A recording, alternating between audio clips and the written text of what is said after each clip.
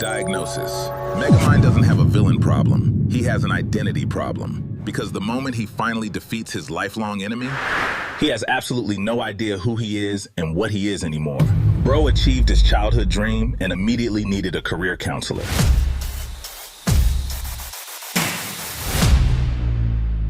Welcome back to Toon Therapy. Today, Megamind, a man who spent his entire life trying to defeat Metro Man. He planned it, he trained for it, he built machines for it. His entire personality was basically, one day, I'm gonna beat that guy.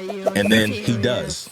Metro Man is dead. Megamind wins. He gets the city, he gets the fortress, he gets the respect, he gets everything.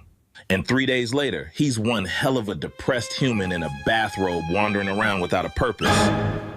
This is what happens when your entire identity is built around a goal instead of a person.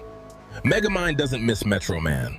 He misses having a reason to wake up. He spent his entire life climbing the corporate ladder only to reach the CEO's office and realize there's nobody left to compete with. That's the trap.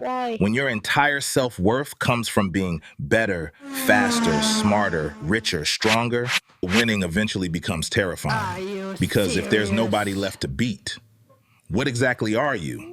So naturally, Megamind does what every emotionally healthy person does. He manufactures another problem. He creates Titan, a brand new superhero designed to give him an opponent again. Megamind isn't solving his identity crisis.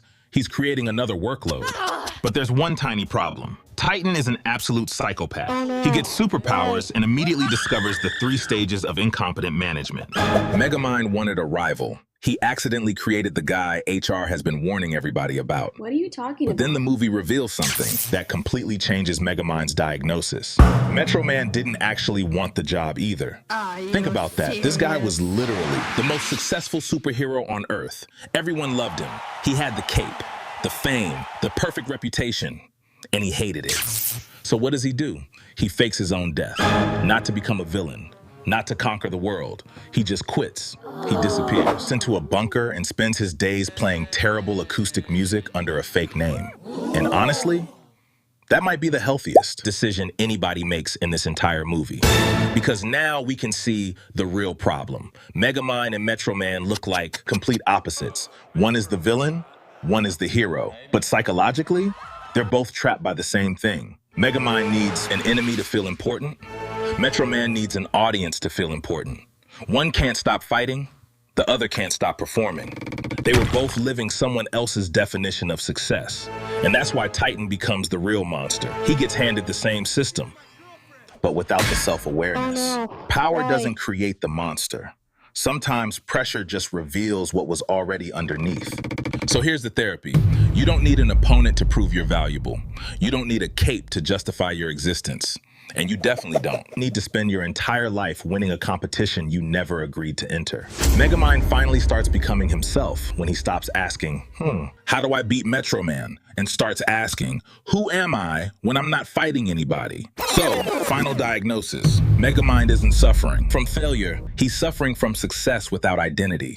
Because success without inner peace is just a heavily fortified fortress where you sit alone, in a bathrobe wondering what happened to your life. I'm your therapist, and this is Toon Therapy, where we break down cartoons before they break you. Next, Vanellope in Wreck-It Ralph. When your dream job becomes your identity crisis. Like, subscribe, and push the notification button before your own career gives you supervillain origin story. See you next trauma.